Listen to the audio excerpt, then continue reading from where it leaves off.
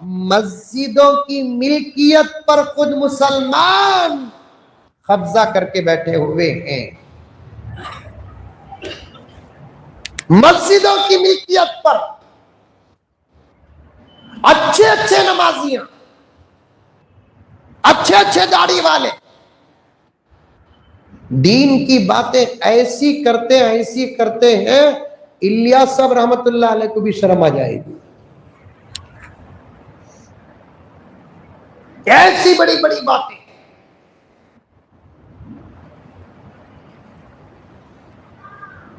مثال کے طور پر میں ادھر ادھر کی بات نہیں کرتا، جو اصل بات ہے وہ کر رہا ہوں. میری بات کو کسی کی طرف نہ جوڑے، کسی کی طرف نہ جوڑے میری بات کو. اصل مسئلہ کیا ہے دیکھو سامنے میرے پیارو. مسجدوں کی پراپٹیاں، درگاہوں کی پراپٹیاں، قبرستانوں کی پراپٹیاں، عیدگاہوں کی پراپٹیوں پر اتنا ناجائز قبضہ ہے، اتنا ناجائز قبضہ ہے. ایک بات سنسر کر دے پیارے، اس جملے کو سنسر کر دے، اس جملے کو پیارے سنسر کر لے. آج اگر مودی حکومت اوقاف کے بارے میں آواز اٹھاتی ہے تو ہم ٹلملا جاتے ہیں. آپ کو یہ سوچنا بھی پڑے گا ان کی آواز سے پہلے خود ہمارے مسلمان اوقاف کا کیا حال بنا رکھا ہے. خبریں بیچ کر کھانے والے ہمیں. ایسا بھی چلتا کانتی بھی. ایک مسجد ہے، مسجد کا دکان میں لیا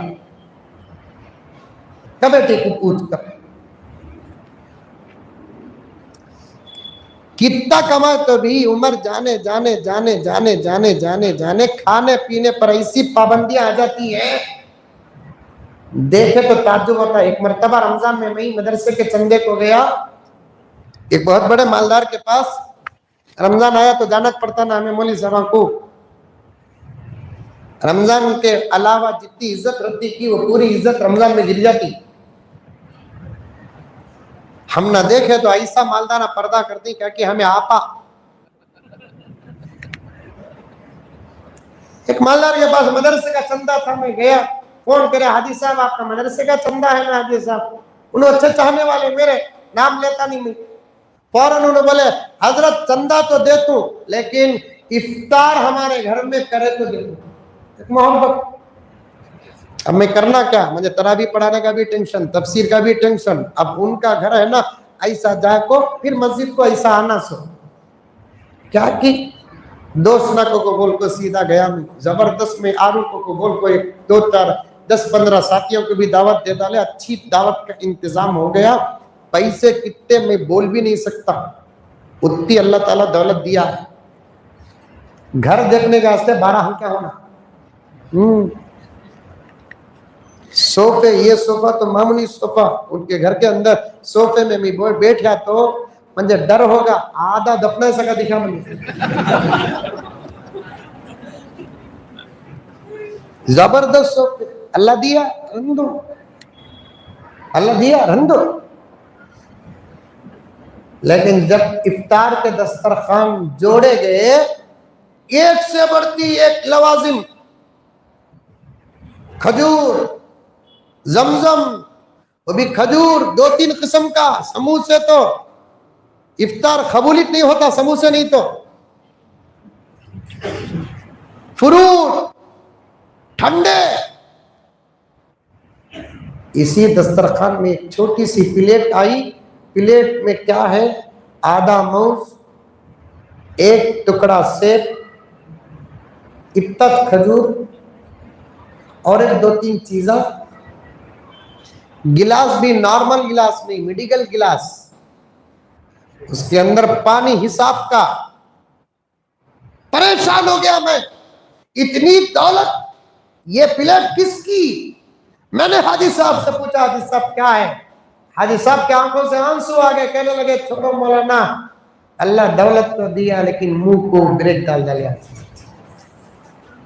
کچھ اپنی بیماریاں بتائے. کہنے لگے کہ ایسی دولت ہے حضرت میری 5 پشت بیٹھ کر کھائے تو بھی میری دولت ختم نہیں ہوگی. لیکن اللہ نے ایسا بریک لگایا، میری 5 پشت کیا کھائے گی، میں میری مرضی کا کھانا نہیں کھا سکتا حضرت، میرے چاہت کے حساب سے پانی نہیں پی سکتا۔ دولت وہ چیز ہے اسے حلال طریقے سے کماؤ پیارو، حرام طریقے سے نہیں۔ آج غلط طریقے میں اتر کر بھی پیسہ غلط کماتے ہیں، بعض لوگ سیدھے راستے میں اتر کر بھی پیسہ غلط کماتے ہیں۔ اسی لیے میں نے ایک عقل مند کا جملہ بڑا پیارا پڑھا، جسے میں حلال روزی اور حرام روزی کے عنوان پر کہتا ہوں۔ کسی عقل مند نے کیا کہا؟ سور کھانا ہی حرام نہیں۔ جملہ سنو، یہ آپ واٹس ایپ میں پڑھے ہوں گے، سور کھانا ہی حرام نہیں، حرام پیسوں سے بکری کھانا بھی حرام ہے۔ غلیظ جانور کا گوشت ہی حرام نہیں، حرام پیسوں سے حلال جانور کا گوشت بھی حرام ہے نا۔ امام غزالی نے کیا کہا؟ حرام کھا کر اگر کوئی حرم میں حاضری دیتا ہے، رات شب قدر ہو، دعا کرنے کا موقع اسے مقام ملتزم میں ملا ہو، پورے حرم پاک میں 70 مقامات ایسے ہیں جہاں کی دعا اللہ قبول کرتے ہیں، 70 مقامات میں 60 پر 9 مقامات ایسے جہاں دعا کرنے کے لیے ہاتھ ایسے اٹھانا پڑتا ہے۔ ایک مقام حرم پاک کا ایسا ہے جہاں دعا کرنے کے لیے ہاتھ ایسے نہیں اٹھانا پڑتا، بلکہ دونوں ہاتھ کعبے میں لگانا، سینہ کعبے میں لگانا، گال کعبے میں لگانا۔ پیارے آقا کو وہاں صحابہ نے اس انداز سے دعا کرتے ہوئے دیکھا۔ آقا کے دونوں ہاتھ کعبے میں لگے ہوئے ہیں، آقا کا سینہ مبارک کعبے میں لگا ہوا ہے، آقا ایک گال بھی کعبے میں لگا کر دعا کر رہے ہیں۔ چنانچہ فقہا فرماتے ہیں، عشاق فرماتے ہیں، اولیاء فرماتے ہیں، کعبے کے اطراف و اکنام 70 جگہ ایسی ہے جہاں اللہ دعا قبول کرتا ہے، 70 جگہوں میں 60 پر 9 جگہ ایسی جہاں ہاتھ ایسے اٹھا کر دعا کرنا، لیکن ایک مقام ملتزم ہے جہاں ایسے دعا کرنا۔ امام غزالی نے عبداللہ ابن مسعود کی روایت نقل کرتے ہوئے فرماتے ہیں، حرام خور حرام لقمہ پیٹ بھر کر کھا کر نہیں، ایک لقمہ اگر حرام کا کھا کر وہاں جا کر شب قدر میں مقام ملتزم میں بھی دعا کرتا ہے، اللہ اس حرام لقمے کی نحوست سے وہاں بھی اس کی دعا قبول نہیں کرتے۔ آج ہمارے کپڑے حرام کے، ہمارا کھانا حرام کا، ہمارا سایہ حرام کا، ہمارا فرش حرام کا، کھانے کی پلیٹیں حرام کی، پینے کی گلاسیں حرام کی، سونے کا تکیہ حرام کا، اوڑھنے کی برشت حرام کی، نالی اور گدا حرام کا، چھوٹے موٹے سفر کی سواریاں حرام کی، بڑے سفر کی سواریاں حرام کی، اور ہم کو امید اور بھروسہ جنت الفردوس کا ہے۔ ایمان کے بدلے جنت تو ضرور ملے گی، لیکن جنت کو جانے سے پہلے جو حساب ہو کر جہنم میں وقت گزرے گا وہ بیان سے باہر ہے۔ اور ایک بات سن لو پیارو، مجدد ملت حضرت شاہ اشرف علی تھانوی رحمت اللہ علیہ ایک جگہ پر لکھتے ہیں، حرام کھانے والا آدمی خدا نہ خواستہ وہ حرام ہضم نہ ہوا، اس سے پہلے موت کا فیصلہ ہو جائے تو ایمان کی موت اس کی مشکوک ہو جاتی ہے۔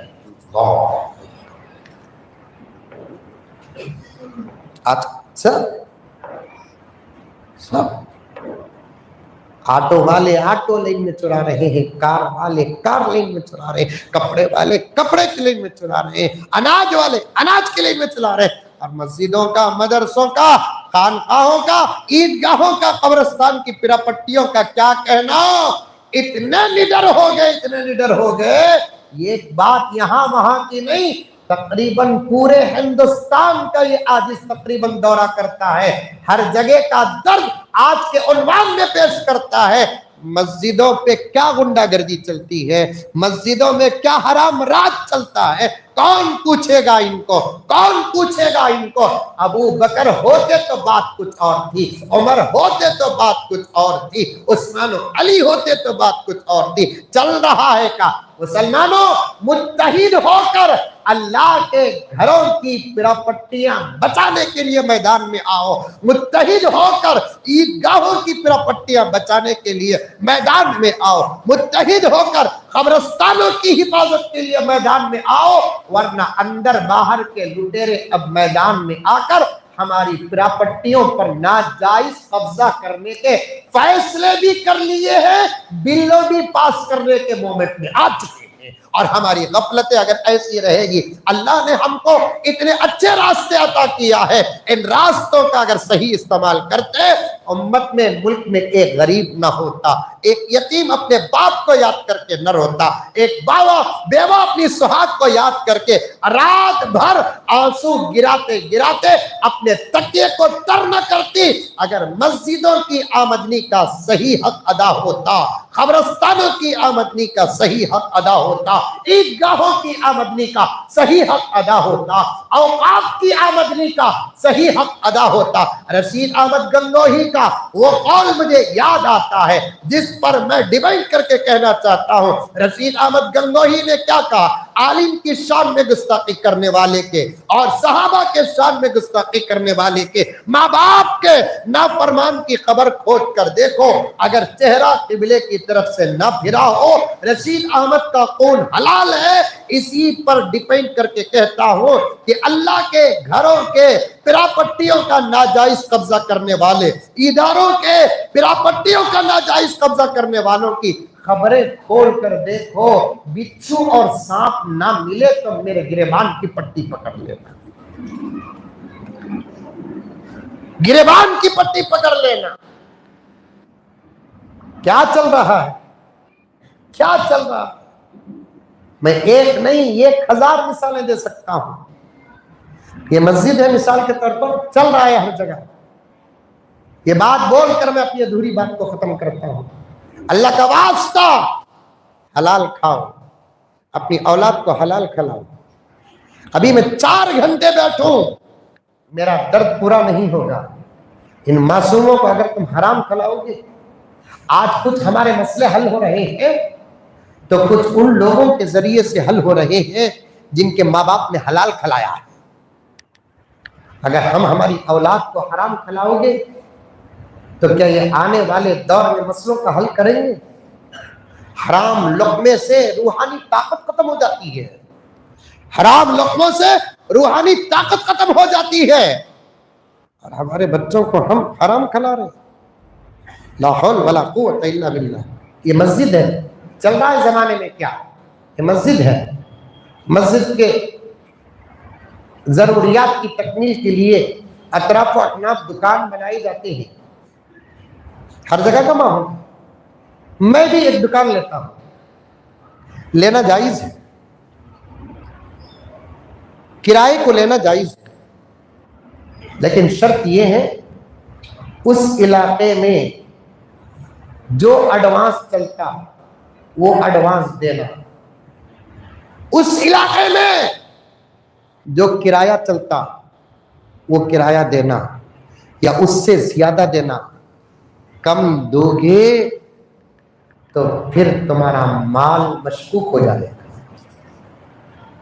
آج غریب کی جورو سب کی بھابھی، میرے اپنے گھر میں میں دکان بناؤں، 2 لاکھ روپے ایڈوانس، 20,000 روپے کرایہ، اسی مسجد کے لائن میں میرا گھر ہے مثال کے طور پر، میں دکان بنایا، 2 لاکھ روپے ایڈوانس، 20,000 روپے کرایہ، اسی 4-5 گھر یا دکان چھوڑ کر مسجد کے دکانیں بنتی ہیں، تو اب مسجد کا ایڈوانس 50,000 روپے، کرایہ 2,000 روپے۔ دینے والا بھی گنہگار، لینے والا بھی گنہگار۔ یہ لکھ کر رکھ لو، میری بات پر بھروسہ نہیں، ملک میں مدرسے سلامت، میری بات پر بھروسہ نہیں، ملک میں علماء سلامت ہے۔ فتویٰ منگاؤ، نادانی میں اگر سودا ہو گیا، دینے والا حساب سے باہر اگر جان بوجھ کر ایسا سودا کرتا ہے، مسجد کا ذمہ دار بھی گنہگار ہے، اور مسجد کی ایسی دکانیں یہ حساب سے لینے والا بھی گنہگار ہے۔ آج چل رہا ہے کہ نہیں چل رہا ہے؟ اسی لائن میں 2 لاکھ، مسجد کا دکان ہو تو 50,000، اسی لائن میں 20,000، مسجد کا دکان ہو تو 2,000۔